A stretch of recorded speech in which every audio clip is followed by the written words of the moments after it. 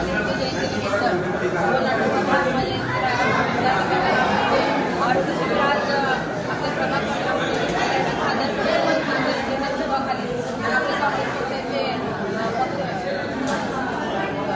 अध्यक्ष चंद्रबाबू नरोटे आणि आपले सर्व काँग्रेस पक्षाचे माझे बांधव आणि सर्व माझ्या मुली आणि या ठिकाणी जे आरोग्य सेवा देण्यासाठी आहे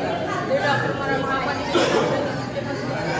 आभार व्यक्त करते, कारण की आपल्या आताच्या काळामध्ये जे आरोग्य शिबिर खूप महत्त्वाचे असल्याचं त्यांना असं वाटतं की जे पावसाचं जो वातावरण असल्याचं आहे की मुलांना म्हणा महिलांना म्हणा अनेक लोकांना आजार वगैरे व्हायला बघतात, कारण की काही लोकांची परिस्थिती नसते की हॉस्पिटलमध्ये जाऊन सगळे आपलं ट्रीटमेंट करणे वगैरे. आणि त्याच्या पद्धतीने आपण जे महापालिकेचे जे आरोग्य अधिकारी साने मॅडम यांना आपण विनंती केली की आपण की आपल्या प्रभागामध्ये आरोग्य शिबिर घ्यायचं. मॅडमने आमच्या विनंतीला मान देऊन सगळे त्यांनी आरोग्य सेवा दिली आणि आपले प्रभागामधले जे मेजर डॉक्टर आहेत त्यांनी आपलं वारंवार प्रभागामध्ये हॉस्पिटल असल्याचं महापालिकेच्या आणि ते पण अगदी कमी रेटमध्ये 10 रुपयाच्या रेटमध्ये लोकांना ट्रीटमेंट वगैरे द्यायला बघतात, पण चांगली त्यांची सेवा असते जाते. आणि आपले महानगरपालिकेत सुद्धा खूप चांगले डॉक्टर आहेत की त्यांनी आतापर्यंत जे एवढे प्रभागामध्ये इतर लोक ट्रीटमेंट द्यायला बघतात ते चांगल्या पद्धतीने त्यांची सेवा करत आहेत. आणि डॉक्टरांचे पण खूप मनापासून आभार व्यक्त करते की आपण सगळ्यांनी या ठिकाणी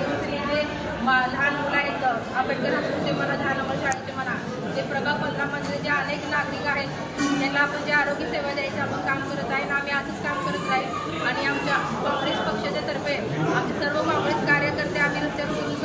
जे गांधी जयंतीनिमित्त जे गांधींचे रस्त्यावरून झाडू मारणे स्वच्छता करण्याकरता केले ना तशा पद्धतीने काँग्रेस येणाऱ्या काळामध्ये पूर्ण काँग्रेस महाराष्ट्रामध्ये येईल. आणि एवढंच पुढच्या पार्टीला मी आवाहन करते की आपण हे कुठलेही सत्कार वगैरे न करता फालतूगिरी न करता जे लोकसेवा आपण करायला पाहिजे. आम्ही सत्कार वगैरे न करता जे दुष्काळ भाग झाले आतापर्यंत पावसामुळे आम्ही कुठला सत्कार वगैरे ठेवला अनेक लोकांनी येऊन आमच्या कार्यक्रमाला उपस्थित दाखवून